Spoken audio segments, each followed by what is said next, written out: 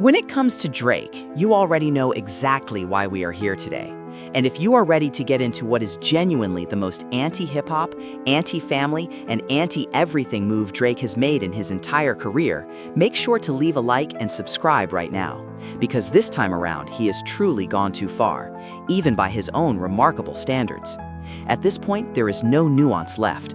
You are either standing with him or you are standing with hip-hop. Leave that like so the culture comes out on top, because what Drake is currently doing with his lawsuit against UMG over Not Like Us has reached a level that none of us were fully prepared for. Somehow, and I genuinely never thought I would be in a position to say something like this, the level of entitlement and pettiness on display in these documents is completely off the charts, even compared to everything Drake has already done up to this point. I am really trying to hold it together right now, but I just cannot do it. Because dragging Kendrick Lamar's children and his entire family into legal filings, attempting to dig into the full history of Whitney and Kendrick's relationship, requesting information connected to Dave Free and Kendrick's DNA, and on top of all of that, pulling in figures like Pusha T and Screwface Gene, this is without question the most deranged and unhinged collection of legal demands I have ever read through in my entire life. And while all the grown men hiding behind women's profile pictures in OVO communities are out here celebrating and acting like Drake just secured some kind of massive victory, I have genuinely bad news for every single one of you. Not only is Drake never going to get away with any of these demands, but whatever rapper credibility he had left in hip-hop has now been permanently and irrevocably revoked. With this move, Drake is without question and without dispute first name Lamest, last name Karen, and absolutely nothing else. At least one mildly positive thing has come out of all of this, which is that even the people who were still trying to defend him have now been forced to drop the pretense that this lawsuit is somehow about protecting the music industry. Because that facade is completely gone now, and everyone can see what this actually is: a petty, targeted, deeply personal campaign to make Kendrick Lamar's life as difficult and miserable as possible, using whatever tools and systems Drake still has access to. Because when you actually read through everything he is requesting in discovery, there is absolutely no legitimate legal purpose behind any single line of it. The only coherent goal in any of these demands is to generate maximum chaos and disruption. And every person on Drake's legal team who has continued to validate and extend this case is just as complicit and just as much of a Karen as he is. There is no genuine pursuit of truth anywhere inside these documents. There is no actual desire for justice. And that is supposed to be the entire reason the legal system exists in the first place. And it has been completely hollowed out and weaponized here for nothing more than personal spite. Instead of pursuing anything legitimate, Drake is using every mechanism still available to him to invade, irritate, and disrupt the life of Kendrick Lamar in any way he possibly can. And dragging Kendrick's children and his family into actual legal paperwork is something we have almost never seen from any artist at any level of this industry. The deeper you read into these documents, the more compounding and disgusting it becomes. And this is not even a matter of interpretation or opinion at this point, because buried inside documents that are supposed to be focused entirely on Not Like Us, we literally watch Drake have a full emotional breakdown and throw a complete temper tantrum in the middle of a legal filing. The most damning section is where Drake openly and explicitly admits that he was using the label's infrastructure to censor and silence Pusha T, and not just the story of Adidon specifically, but literally everything Pusha T has ever released throughout his career. And then Drake turns around and essentially whines to the label that since they allowed him to silence Pusha T but refused to do the same for Kendrick Lamar, something must be fundamentally wrong with how they operate. I genuinely do not know how to properly respond to that, because it is that disturbing and that revealing to even sit with. But to the music industry as a whole, real shame on you for creating someone this spoiled, this entitled, and this far removed from any sense of artistic integrity. Because who in their right mind actually believes they have the standing and the authority to censor a peer inside an art form they claim to love and respect so deeply? And on top of that, how could anyone seriously believe they would be allowed to suppress a rapper who has demonstrably outperformed them by every single meaningful metric throughout their entire career? And so what Drake has permanently done to his own reputation through all of this noise and complaining, what this entire lawsuit has revealed more than anything else, is that this whole legal operation is nothing but the delusional, unprocessed anger of someone who has been throwing fits and demanding special treatment for an entire decade, and now has nobody left to complain to. With no managers, no industry allies, and no real leverage remaining, he is trying to burn everything down around him on his way out. And since everyone is already watching this meltdown in real time, he seems to have decided he might as well destroy every last thing he ever stood for while he has the audience. Because what Drake is truly showing through all of this, and what is the most significant and revealing thing to come out of these documents, is not just how ugly and pathetic he has been to the people around him. It goes much deeper than that. What Drake is genuinely showing us is that he is completely and totally obsessed with Kendrick Lamar in a way that goes far beyond rivalry or competitive tension. I'm talking about full Eminem-level stan energy. To seriously sit down, file legal requests for documents on virtually every detail of Kendrick's personal history, and then actively seek to get into the DNA of his children and probe the nature of his relationship with Dave Free. That is not a legal strategy. That is a fixation. And then, layered on top of all of that, you have the entire dynamic with Whitney and what Drake said about her and Dave Free on Family Matters. And now, those same claims are being used as the basis of legal requests, as if Drake can file discovery demands to find evidence supporting things he fabricated in a diss track.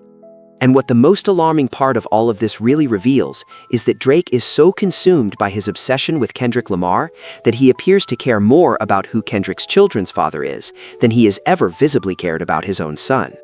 And the more you sit with that reality, the more genuinely troubling the whole picture becomes. Because sitting with what Drake is actually trying to get out of all of this, especially around Dave Free, Kendrick's children, and the situation with Whitney, the contradictions and the absurdity just keep compounding. We have now reached a point where everything Drake wants to see in Discovery directly connects back to the claims he made in his own diss track. The supposed bombshell revelations he put in Family Matters are now what he is searching for evidence to support inside a courtroom. Which means Drake is using his own fabricated bars as legal claims he is now trying to find documentation for in court. And that is genuinely the most baffling thing any artist has ever done in the middle of a public dispute. Because what we are watching in real time is Drake taking the words of a diss track and converting them into legal tools designed to invade another person's private life, based entirely on allegations he made up, with zero proof and zero documentation behind them. And in a broader sense, this is exactly what I mean when I say that this lawsuit is doing active damage to hip-hop and artistic expression as a whole. Because every single rapper paying close attention to what is happening here is going to think twice before engaging in a beef going forward, knowing that bars can now potentially be turned into legal discovery requests by a losing party. And when you see that Drake is not just requesting Kendrick's record contract, but the exact monetary value of his entire music catalog, going from DNA tests all the way to wanting to know what Good Kid Mad City is worth as a financial asset, you realize that the plot has been completely and totally lost. None of this has any conceivable connection to Not Like Us or anything relevant to the actual case being argued. This is Drake throwing every possible demand at Kendrick just to force his name, his children, and his personal relationships into as many legal proceedings as possible for as long as he can sustain it. And nobody has made that more obvious than Drake himself through the demands he chose to include. Because when you trace the complete picture of what Drake is doing here and why, the obsession, the manufactured legal requests, the admission that he censored Pusha T for years, the attempt to weaponize his own fabricated diss track bars as court evidence, what we are watching is the biggest opportunist and grifter in the history of hip-hop trying to destroy Kendrick Lamar's personal life in the only way he has available to him, not through music, not through actual creative competition. Because when it came to music, this person could only manage to put fabrications and lies into a track. But apparently, crying in a courtroom and filing mountains of invasive legal demands is well within his capabilities. And the poetic and fitting thing about all of this happening right around the anniversary of Control is genuinely hard to ignore. Kendrick is at the peak of his cultural power and influence, while Drake is at the absolute lowest point of his career, resorting to legal paperwork to accomplish what he could never accomplish on a track. The play here is completely transparent and obvious to everyone watching. This is a last-ditch attempt to make Kendrick Lamar's life as disruptive and as invasive as possible, in any way still available, because music is simply no longer a viable weapon for someone this creatively bankrupt and personally consumed by bitterness. And seeing Drake openly admit on paper that he censored Pusha T, and that he is furious Kendrick did not receive the same treatment, it reveals that Drake is genuinely willing to sacrifice everything he has ever built and everything he has ever stood for just to get any form of revenge on Kendrick Lamar, which is genuinely wild to process, because the simplest and most straightforward solution was always right there in front of him the entire time. Come with a better strategy in the musical competition. Try to write a better song. Put real artistry into your response. But apparently, that was too difficult, which is exactly and precisely why we are sitting here right now. And while there is significantly more to unpack here, including how Drake is trying to drag content creators like Screwface Gene into all of this, what matters most at this moment is actually very simple. If you are in hip-hop or anywhere near it, if you care about music and artistic expression as a real and meaningful thing, you need to pick a side right now. You are either with rap or you are with Drake. There is no middle ground, there is no neutral position, and there is no sitting this one out. Because if you are standing with Drake at this point, you genuinely cannot call yourself a rap fan. Because no matter how you frame it or how you try to justify it, we have never seen any single figure do more damage to the soul and the value of hip-hop across its entire 52-year history than what is sitting inside these legal documents right now. And all I will say, while the OVO stans hiding behind women's profile pictures are out here trying to act like Drake is somehow winning and the truth is finally coming to light, is this. Drake literally just admitted in writing that Pusha T has been censored for years, entirely because of his own doing, and he is furious that Kendrick Lamar did not receive that same suppression. And with that admission on the record, sitting in legal documents for the world to read, all I can do at this point is quote Pusha T, Malice, and the clips. We just have to let God sort this one out, because I genuinely do not know what else there is left to say or do. So, with all of that said, let me know what you think about the disaster Drake has created with all of this. What is the most bizarre or disturbing part to you personally? What stands out the most when you read through what he is actually requesting? Drop your thoughts below, because I am completely exhausted by this entire situation. And honestly, seeing how low Drake is willing to sink and how far he is willing to go just makes you want to go put on some real rap and forget he exists entirely.